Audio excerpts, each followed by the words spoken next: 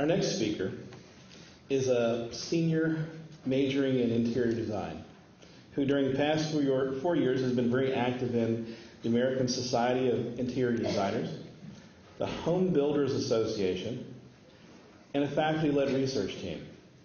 This past summer, she studied architecture in Beijing, China, and completed her internship at a residential firm in Houston, Texas. Please join me in welcoming Autumn Nethercott.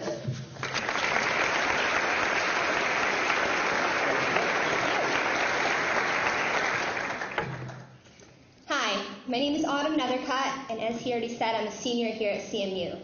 This coming spring, I'll be graduating with a Bachelor of Applied Arts in Interior Design and double minors in Construction Management and Leadership.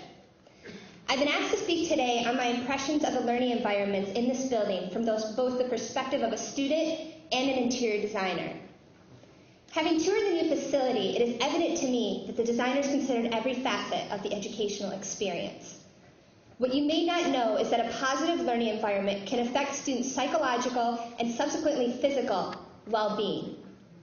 It's the role of an interior designer to know and understand how an environment will affect students, and this role is especially vital in educational settings.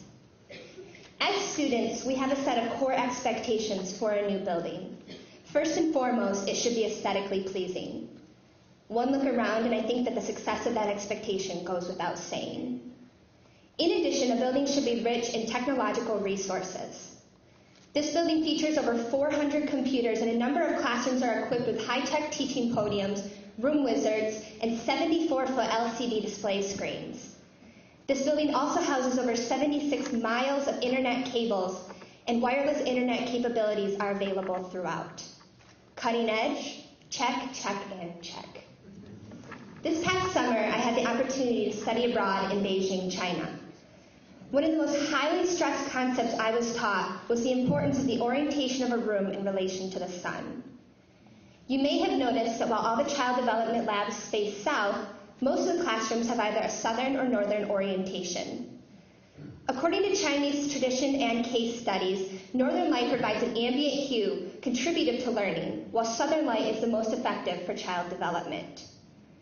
This building is also supplied with an ample amount of synthetic lighting, which effectively increases concentration and energy, improves mood, and reduces eye strain.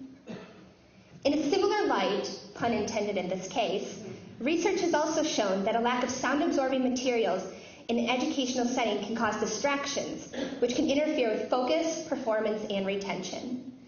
As a result, bamboo doors and ceiling tiles were incorporated into this design. Those not only combat noise and vibrations, but they are also eco-friendly.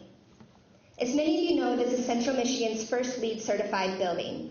In addition to the already mentioned contributors, recycled tile scraps, sedum roofs, high-efficiency HVAC systems, and occupancy sensor lights all contributed to the certification of this structure. Green building not only improves health and learning, but thanks in part to improved air quality, they minimize the risk of asthma attacks, migraines, and the spread of airborne illnesses.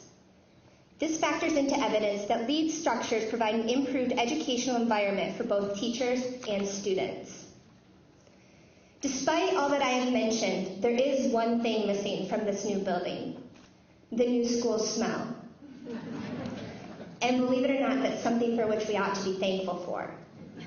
You're not going to walk into classrooms and smell traditional paints, glues, and tiles because the materials chosen don't emit chemicals like traditional classroom materials do.